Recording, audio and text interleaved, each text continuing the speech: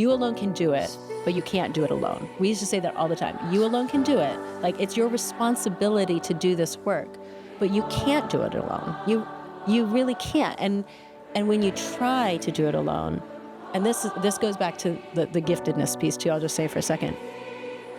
It's not true of every gifted person, and you don't have to be gifted to struggle with this, but they often, because especially if you think of like a small child growing up and they just pick up on things quickly and they're doing, they grow up with this sort of, implicitly learned experience of, I can do things on my own and I don't need to ask for help.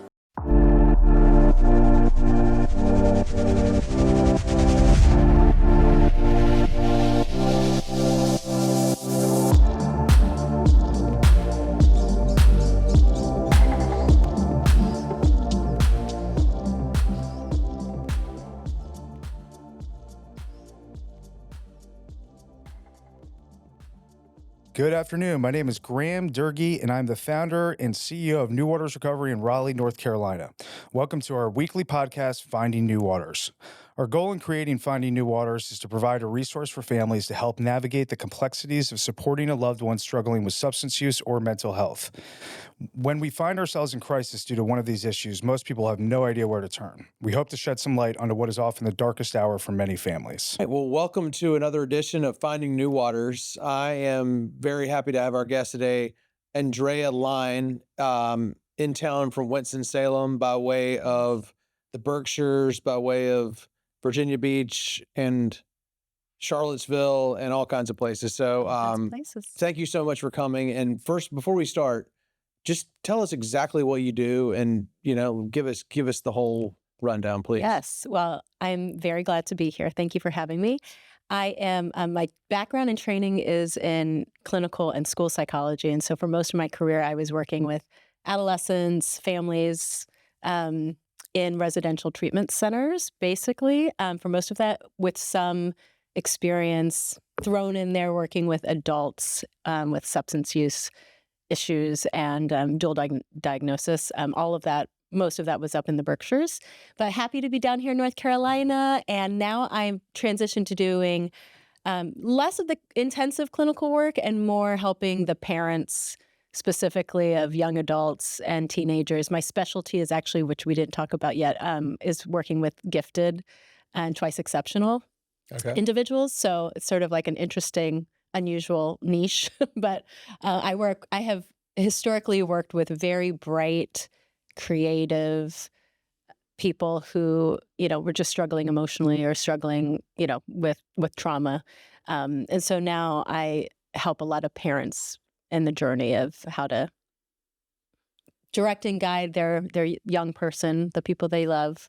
And that's what I'm doing at the moment. Cool. What you said, gifted and twice exceptional? Yeah, twice exceptional. I know. Great question. Well, I think it's interesting because today there's a lot of discussion around neurodiversity, which was not a term that was used 20 plus years ago when I had this idea in my head before I started graduate school. I had this heart for, the kids that just like didn't fit in the box. I was one of those kids. We didn't have like a term for it. We didn't have neurodiverse as a term. But they were the kids that were like so stinking smart. It was like they were too smart for their own good.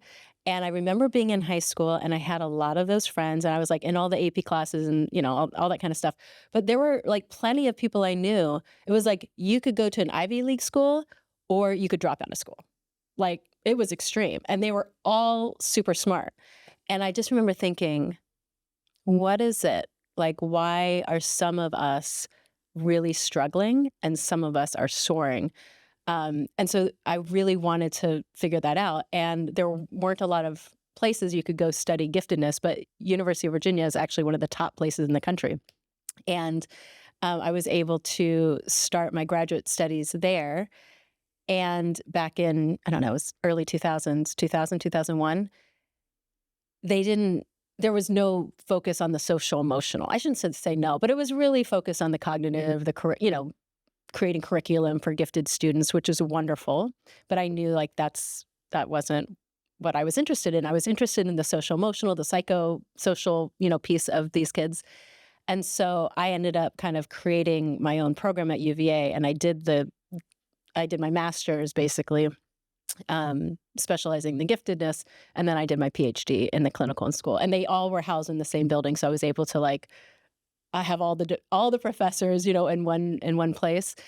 And so that was my specialty. I mean, all to this day. And I mean, I coach like high performing gifted adults. So to the question of twice exceptional, it's someone who is gifted. They may have not been identified as such. A lot of adults don't realize that that's part of what's going on for them. Um, and then the other exceptionality could be something like ADHD, a learning disability, depression, anxiety disorders. There's some other diagnosis. And so all the kids that I worked with in the therapeutic setting were basically twice exceptional. They were gifted, and then they had, not every diagnosis under the sun, but they had a lot of other things going on. And one of the issues with that is that if you're really, really smart, and when I say really, really smart, I don't mean to say you've got to be like a genius, right? It's not like only the prodigy children. It's like, you're a pretty smart kid growing up. Things kind of came easily, or you just sort of thought outside the box. You asked all the questions. Those gifts can mask the disability or the disorder, and vice versa. Like in schools, sometimes schools like focus on the learning disability, right? And they're not even identified or they don't get services for the part of them that's gifted. They're sort of like in no man's land. And so that can cause a lot of issues. And you can imagine you've got like the way I describe it to young people, it's like you have this like Lamborghini brain but it feels like you're putting in like, so like the lowest standard gas, it's like, and you're trying to press and you're like, why can't I get this car that I know is like supercharged? Like I can't get it to go. And you might have like a processing issue, or, processing speed issue, or things like that. So there's a lot of frustrations that can affect self-worth and cause acting out issues, drug use. So those are the kinds of, whether they're adults or whether, they're teenagers or even children. I mean, it's been a while since I've worked specifically with children, but I work with parents of even younger children who are starting to show some issues even at a young age. Does substance use disorder often go hand in hand with someone who is considered gifted, or are there numbers to support it one way or another? Yes or no? That's a great question. I actually wrote a chapter in a book that came out just a couple of years ago. I'm trying to remember, maybe 2021, on high ability, the development of high ability children. And the chapter I wrote on was really reviewing the research on mental health, substance use disorders, like the rates of that, sort of the myths.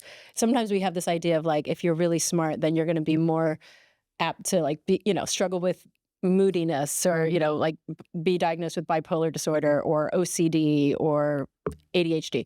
There are some characteristics of giftedness that look very similar to ADHD, so that can often be misdiagnosed.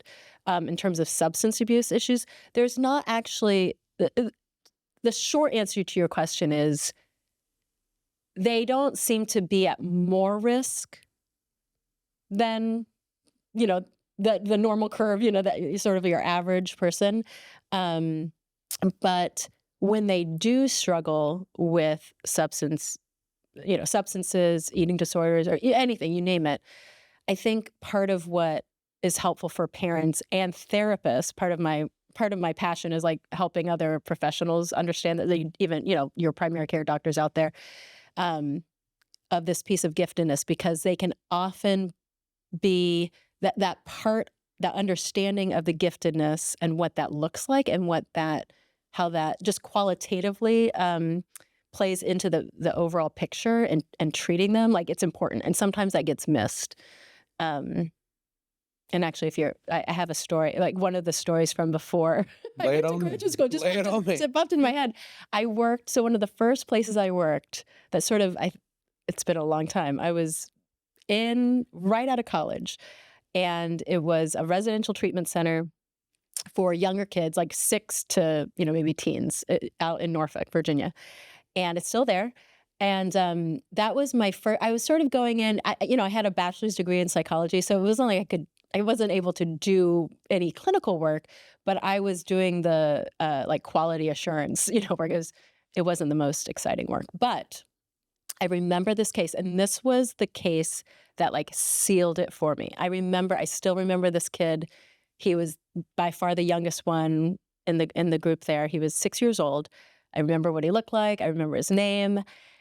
And he was like out of control behaviorally, just like out of control and sweet kid. Like they were all sweet, but the therapist, no one knew what to do with him. And I remember I would have to go through these huge, thick binders. At that time, I guess nothing was digital really, but like huge binders. And I was reading through, his psych evaluation. I'm reading through the social history. I'm reading through all this stuff. And I look at his IQ testing and it was like 153. And I was like, like ding, ding, ding, like what? And again, this was before I went to grad school. I hadn't even learned about psych testing, but I knew enough to know like this kid was not your average, cookie at 6. And so I, in a lot of humility, sort of just like brought it to the attention of the psychologist on the team. And I was like, I don't know if this has anything to do with what's going on, but I don't know if anyone realizes how he's like an outlier, right? Like you're just I feel like so he was kicking and screaming when they take him to class, and they were having him do these really boring worksheets, and he was like crawling under the desk, and he was a behavioral issue. And I was like, I think I'm not saying it solves everything, but maybe we try to find something that's going to be a little more stimulating for him. But again, I was not in a position to, like lead the clinical team. So it was one of the early cases where I thought, I've got to figure this out, because even the most, and I had great respect for the psychiatrist on the team and the psychologist on the team, and the people with lots of education and way more knowledge than I at the time. But I was like, this is a population that is not understood by most mental health professionals. It's not the place most people think to get expertise in. And so that's what kicked it off. And I remember when I finished that job, I went off to grad school, and one of the people I worked with, he was like, you go figure stuff out. And he's like, and then you come back here. I didn't go back, but I learned a few things along the way over the last 20 plus years. I mean, it made me think of something. Do you think that there's overall less interest in studying and research for the gifted because there's sort of the common conception or the consciousness, or I'm not sure the right word I'm looking for, but they're good, they're gifted. So we don't need to even look into this. That's exactly right. Yeah. I think that's very much the case. I remember also feeling a little, almost, I guess, ashamed in my first year of clinical, my clinical psych program, because we have to go around the room. You go, as a very close cohort through the 5 years of training. And everyone's telling, introducing themselves and what they're thinking they want to specialize in. And of course, it's like at-risk youth and, underserved, your traditionally underserved populations, which makes sense. And especially in the early 2000s, like there was so much research going on. And they'd get to me and I'm like, I would like to specialize working with gifted kids. And not just kids, but, gifted students. And I remember having a professor actually say to me, he's like, sort of mocking me, I think in jest, but I still remember feeling very small, because I just felt like they all think I'm ridiculous for wanting to specialize in this. Now, fast forward, that was, again, early to mid 2000s. I had to create basically my own curriculum. And since then, so many more books have come out. And, relatively speaking, more people are talking about it, thank goodness. There are groups and associations now and parent groups, there's more discussion. And even the term neurodiversity, even though it's not specific to. What exactly does that mean? Yeah. I mean, neurodiversity really is talking about and acknowledging there are different ways that brains are wired. So giftedness, I would say, and twice exceptionality is one of those ways. In the same way, like someone who has ADHD has, their brain is wired differently, or someone who's on the autism spectrum, their brain is wired differently. And so more and more people, even in the corporate world, which is fascinating to me, and I'm excited about. But there's much more discussion of like when we're talking about inclusion, um, it's not. We need to think. Okay, there are people who are not neurotypical. They think differently, and that's a good thing. I've always said, like, to all the kids that I worked with, I'm like, you being out of the box is your greatest superpower. But part of the process of maturing and learning about that is understanding, how does my brain work differently, and how can I embrace it? Because a kid who has dyslexia doesn't, especially with that label and the way they're usually approached in school, isn't necessarily feeling good about that label. But if they're reframed to say, yeah, but the very thing that, sort of creates your brain to have trouble reading also has this gift attached to it. So you can see things spatially in ways that other people, you can rotate things around in your head. They thrive in certain settings, but they're usually not, unless they have really wonderful teachers and parents and other professionals who can like help them see that, it often can just feel like there's something wrong with me. So one of the things that I try to help anyone, who feels like my brain feels different, it's like, yeah, but it's not a bad thing.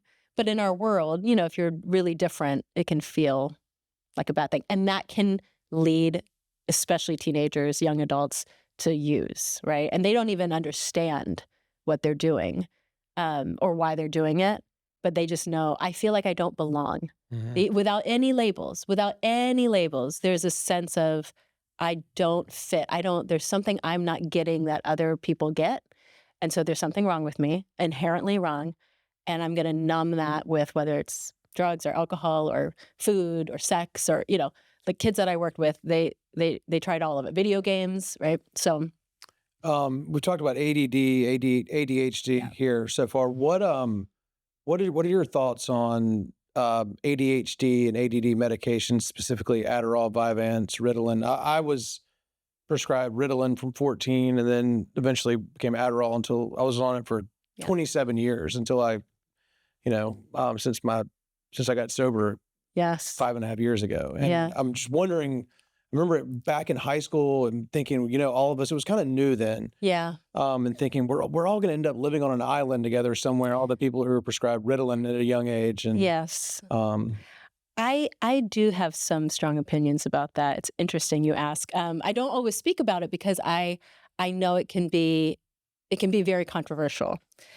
I will say this, and I've felt this for a long time. I'm not anti-medication across the board. However, the research collectively, longitudinal research on the development and the effectiveness of these medications for kids diagnosed with ADHD is not convincing to me to put them on those medications when their brains are still developing. Now, if you're an adult and you're 25 and up, and you think, or even 20 and up, right? But you think, I'm really struggling and I would like to try this, and I'm making that choice, and I'm going to understand the pros and cons of that, and I'm going to put this chemical into my body. Go right ahead. You're an adult. And I don't say this either to shame parents or anything, because I understand why so many kids, but I don't remember the exact numbers, but I've done presentations with like all the dollars, the billions of dollars in America specifically that we spend on medicating children, because they're basically a behavioral issue, especially boys. When we have cut out recess, and we're expecting them to, and we're expecting things of young kids, younger and younger and younger, that just, in my mind, are not developmentally appropriate. And so our solution as the adults is like, here's this wonderful pill, and I'm going to give you the pill. But back to the research, they may, in the short term, look like they're doing better and do better. So again, I'm not saying it's not effective in the short term, but when you follow them, kids with ADHD diagnosis, kids without over the long term, or the ones who took the medicine and those who didn't, they end up in the same place. They end up in the same place. So it's, to me, that's not convincing enough. But again, I think every family has to make their own decision. Again, I've worked with so many kids. Almost every kid that I've worked with, I think, had that diagnosis specifically. I've also worked with kids and all of them got off the medication and learned different skills. And I think that's the other piece is I think medication has a place. I think we jump to it very quickly. And then because we have the medication, sometimes we don't focus on all the other environmental issues, nutrition, exercise, right? There's lifestyle things that can help. But in our quick fix society, we're like, let's try this. So that's my honest opinion. People might not agree. That's okay. But I think we need to be really careful, not just with the ADHD medications, but all the medications that it's like all of our kids are guinea pigs. I agree with everything I completely agree. Yeah. There is a place for it, but to try everything else first and work on what we can control with diet and exercise and all that. And it could mean not every family has this privilege, but if you can find a school setting, especially, for younger kids, if you can find a more appropriate environment that's a good match for that kid, that's what's important, rather than trying to get them to fix or to fit into the box of normalcy. But not everyone has that resource. I realize, but in my mind, that would be the best option is to find the right environment that fits well with that kid's particulars. And part of your work history is you were the head of school at what were known as therapeutic boarding schools. Will you tell us a little bit about that? Yeah. So, and through the pandemic, I haven't followed this too much, but I do still have contacts with colleagues in the field, and I know a lot of those schools closed down. And there's a lot, not just because of the pandemic, all that made it difficult, but I think there was an era where therapeutic boarding schools were very popular. I think this is just my gut. I don't actually know if this is true. I feel like that era is really behind us now. But the idea was, for a certain kind of kid who needed more support than what they could necessarily get at home in the community, they would go and have a longer term, stay. So it was a therapeutic placement, but they had school, right? They had community, activities with their friends. They had structure in their day. And so for the staff, and for me as a psychologist, what I found fascinating, because I didn't know anything about therapeutic boarding schools, even in graduate school. It was not something we were taught about. I didn't know they existed. Sort of like this whole field out there. But what was really amazing was you had, for better or for worse, but you could create an environment and an atmosphere that was conducive to healing and change. And they were there for longer than a couple months, because that kind of deeper inner change is not just outer behavioral change, right? It takes time. And so, you could create, you could make sure that they had healthy, nutritious meals and they weren't, just, especially teenagers, living off Doritos and Pepsi. Although I'm saying Doritos and Pepsi because that was my thing when I was a teenager. I live off Dorito and Pepsi. But, so within reason, like you could limit things. Like, for example, and this was not popular, but they didn't have cell phones. I did not, no cell phones. Now, earlier in the day, it wasn't even an issue, because if you go way back, not everyone had an iPhone necessarily. Like, as time has progressed, it became more and more normal, but no social media, no cell phones. And so you would think, especially with teenagers today, it was like, oh, that's so horrible. Like, what are we going to do? But it was intended, to limit the distractions, which is not that unusual for a treatment center. It's just that this was a longer than, 60-day stay. But also to force them to create real in-person relationships, which most of them hadn't figured out yet in life, which is part of why they were very unhappy and, acting out or acting in. So, um, and you would think there'd be a lot of pushback, and there wasn't. And there wasn't. I mean, there was a little bit, like certain ones might be like, oh, um, but but as a head of school, what I loved, especially, because I had the clinical lens, is that we were constantly thinking, I would say to parents, the therapy is not just the one-on-one or the group therapy that they're getting, although that's part of it. Everything we do is therapeutic. Every decision we make is therapeutic. And as we were talking about earlier, down to the furniture that we have, down to the way the building is set up, down to the exquisite view that they have, it all was to elevate the atmosphere and the experience. Not to say that it was all, fun and games all the time, because they were teenagers with issues, but it was structured in such a way to communicate, you have value. This is not a punishment, because of course you get sent away from home. It obviously usually feels like a punishment of some sort.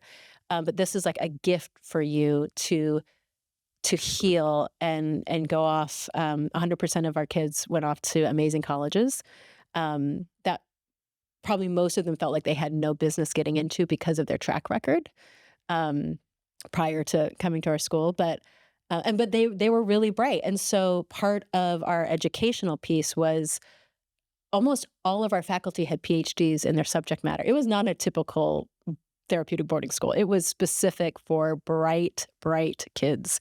And so the academics were intentionally challenging, because we know for a gifted kid, their emotional health is not going to be good if they're bored out of their minds with school. And then, of course, you have to be careful that you're not like overly stressing them out with, work. Because a lot of them, actually, we had kids from the Raleigh area. We had a lot of kids from, New York and Boston, but from all over the world, actually. We had kids from Australia, Africa. I mean, they would come because there really wasn't any other place like that. And we also very much minimized diagnoses and medications and those kinds of things. It was a more alternative approach, especially back then. Mm-hmm. But what is the transition typically like for someone who's at therapeutic boarding school, but not a more traditional where they're academically gifted or gifted in some way, mhm, so they are getting into these prestigious colleges they didn't feel they deserved to get into, right, where otherwise, quote unquote normal kids are not getting into, right. but they go from this therapeutic setting to college. Yes. What happens then? Yes. It's challenging. Yeah. I think it's challenging because for most of them, by the time they finished a program like ours, they were socially and emotionally mature years beyond your typical college freshman, right? It's like they came in probably feeling like behind their peers, but by the time they left, they had learned so many skills. Their parents would even say, "Oh my gosh, my kid knows more than I do now." Like in the emotional realm, right? The emotional intelligence.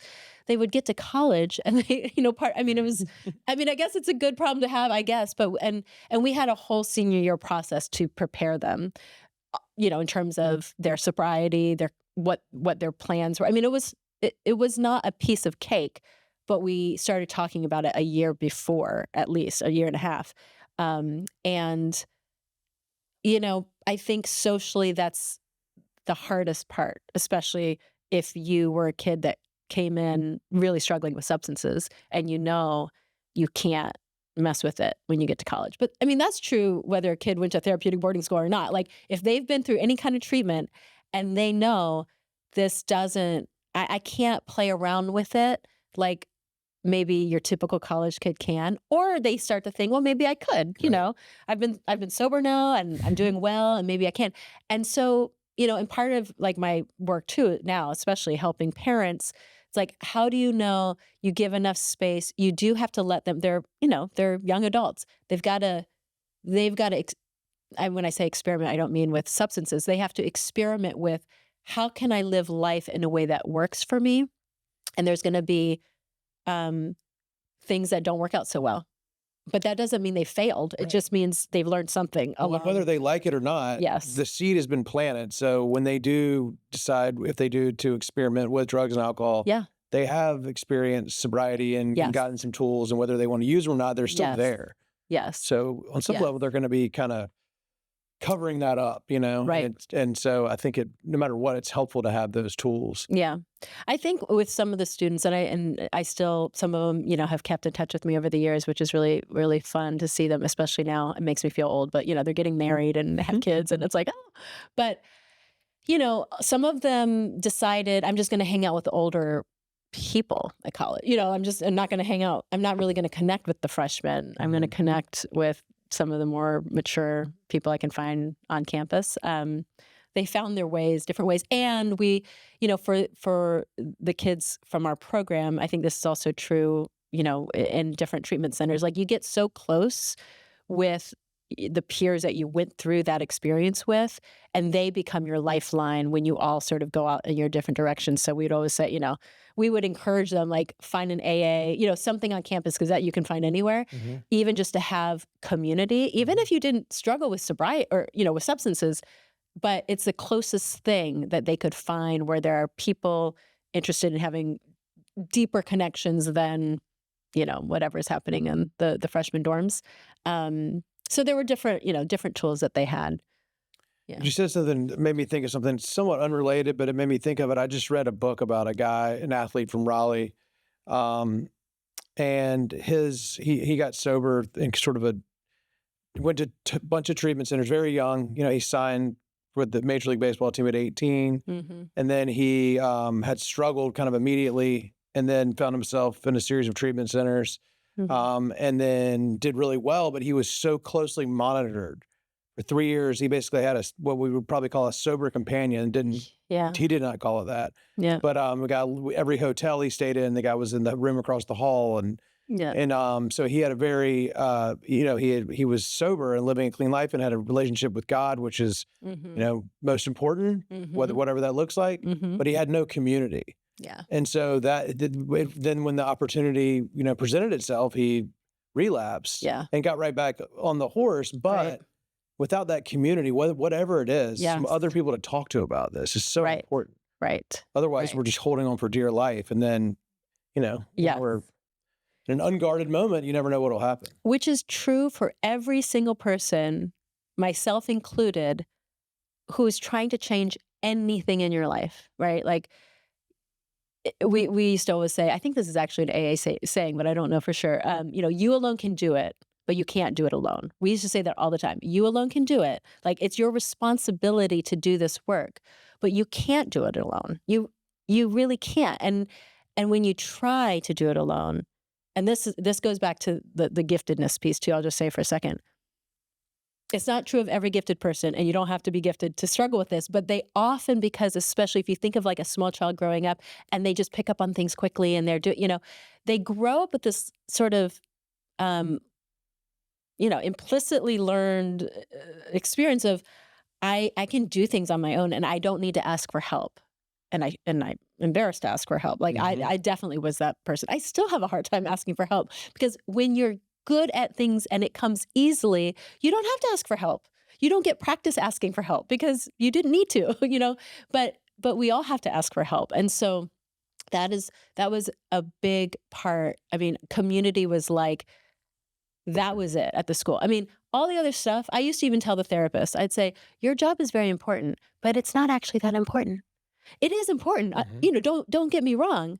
But the most important thing is actually their peers, especially for adolescents and young adults. Like, it's their peers. So our job is to create an environment where the peers can be positively supporting each other, that like positive peer pressure, like use it for good. Because what do they care about what the adults have to say? Not really. I mean, they had good relationships with therapists, but at the end of the day, if your friend tells you, hey, I'm concerned, like, you've been hanging out in your room way too much and you're kind of isolating, or, hey, I've noticed like you're not eating very much, that's way more effective than feeling like, your parent or a sober companion or a therapist is like over your shoulder monitoring what you're doing, you're going to be much more, I know for myself, be much more willing to acknowledge what's going on for me than if I felt like, even if an authority figure, was really lovely and kind and I knew they cared about me, it still just feels different. Yep. So I think it's true for all of us. We need community. Yeah, and when you're talking about when things come easily to these kids and adolescents, if they're not in a community with people with similar, where people think the way they do, Right. or everybody's there for neurodiversity, it can still be isolating if if all the other kids are kind of putting something together and they need each other's help, but you're the one who doesn't need help. Then even though it's on the surface better that you're able to do that and don't need the help, you're still isolated. Yes. And so back to what you said a minute ago, we hear a lot in recovery that people felt alone, whether that was in the middle of a party and they had a million friends, or they were a total loner, or they were, a gifted kid who felt different because of what would be perceived as a good thing. Right. But it's still that feeling of isolation. Yeah. Very interesting. Yeah. And I mean, again, I'm laughing because, Brene Brown is a household name now, but way back in the day before she was a household name, I remember making all the students, I taught positive psychology. When I was a therapist, I would teach a positive psychology class, which I loved. And I had them all watch her TED Talk, when I don't remember what year that came out, but we started talking about vulnerability. And it's the same, that's the piece, right? You could be in a therapeutic community, you could be at a party, you could be wherever you are, you could be surrounded by people. But if you haven't learned yet how to be vulnerable and put stuff out there with people, and that you trust, like you don't do that with everyone, but if you don't really know how to do that, if you don't feel safe yet and secure enough to do that, you're always going to feel lonely. And I think that's the beauty of treatment centers, is that there's a safer place to practice. And certainly with a therapist, right? It's usually most people have that first experience if they've not had that before in a therapist's office. But I think a group, I'm a little biased because I've done groups for so long, but to me, even in a therapist's office, and I've done tons of one-on-one therapy over the years, it's like, okay, but at the end of the day, if you can be vulnerable with me, like the goal is that you get to be vulnerable outside. And I think a lot of people, adults, typical, neurotypical, doesn't matter. If you can't generalize that into your life and you just got to be in therapy forever as the only place that you feel you can be vulnerable, then it still feels lonely. That's a lonely place. And I'm glad that people have the therapist, but my goal is I want you to have a life. I want you to be able to get that in your life. I want you to be able to practice that with people in your life. Or if you don't feel like you have safe people in your life to do that, then you need to make new friends. Figure out where to find those people where it's safe enough, because not everyone is safe to be vulnerable with. But how do you make friends? How do you have the wisdom to know and discern, this would be a good person for me to be in a relationship with, and these are the kinds of people I should have, some boundaries with. Yeah, I was talking to a friend yesterday who needs some help, and he's not quite there yet, contemplative phase. And he just said, I've always been, a stiff upper lip, never show my feelings. And I was the same way. Yeah. But the caveat I had was, unless I was trying to manipulate somebody for something. Right. Then I would be very emotional. I would pretend that I felt one way or another, but it was never really sincere. And even when I went to therapy before I found recovery, I would, I would never really quite open up. I would kind of, be manipulative even then and just evasive. And so, but yes, being vulnerable and the word intimate, to me, that meant sex until I've got into recovery. Now being, I'll hear a guy sharing, I was intimate with a man for the first time. And, 5.5 years ago, I would have probably snickered and said, what do you mean? Yeah. But now I know what that means, just being honest and raw with somebody and sharing, our deep, dark secrets with people. Yes. Yeah. And I would say, just reflecting on your own self-description of, and I know what you mean by when you say manipulative, and we had a lot, I understand that. I would also say, just sort of to reframe it, it's like, we grow up learning ways of behaving in the world and with people that make us feel safe. And I definitely did that as a young person. This is why I work with teenagers, because I was like, I would say like, I would be very open with the kids. I'm like, I should have been at a school like this when if I were so lucky, I really do feel like that. If I were so lucky to have had a place like that when I was younger, because I was a total wreck. I mean, I was depressed. I was suicidal. I was anxious. I was acting out. I was drinking at a young age. I was acting out with sex. Like I was that kind of kid, but I was a straight A student and I was, you know what I mean? It was like I don't even say a double life, but I really get I get it. Well, it's like back to what we're talking about. The general consensus of the medical community is They're these are fine. gifted, they're fine. Right. But under the surface, They might look, and I think more and more now people are starting, even if they don't use the word gifted, right? Think of all the high pressure schools, the top schools. How many kids they can't make it? They have to take leave, or worse, they're committing suicide. They're I think people are starting to get like they're not okay. And in my dissertation, I had stumbled upon this research that was really fascinating. And actually, the researchers themselves stumbled upon it because they were doing research on at-risk, underprivileged youth. And they had their comparison group was affluent, from an affluent community, kind of like your good kids, good students. And what they stumbled upon and then did successive research on, because they were surprised by the findings, is that the kids from the affluent community, the the ones that seemed like they would have had no problems, were actually had higher incidences for the boys. It was substance use disorder, and for the girls, it was depression, anxiety, and eating disorders. Almost worse than the at-risk kids that they were studying. And so, I feel really, especially in America, and I'm not saying that we shouldn't devote a lot of resources and research to underprivileged youth. Absolutely, 100%. But I don't think we can just make an assumption that kids who seem privileged from a maybe financial or, socioeconomic standpoint, they are struggling, but they have this added layer of we have to look like, and the families, we have to look like we have it all together.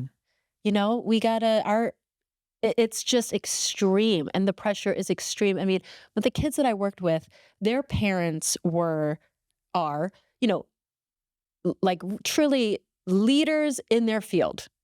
Some of them internationally known, some of them famous, some of them in high government positions. Like they're standing under the shadow of parents who are so successful that how could they not feel the pressure?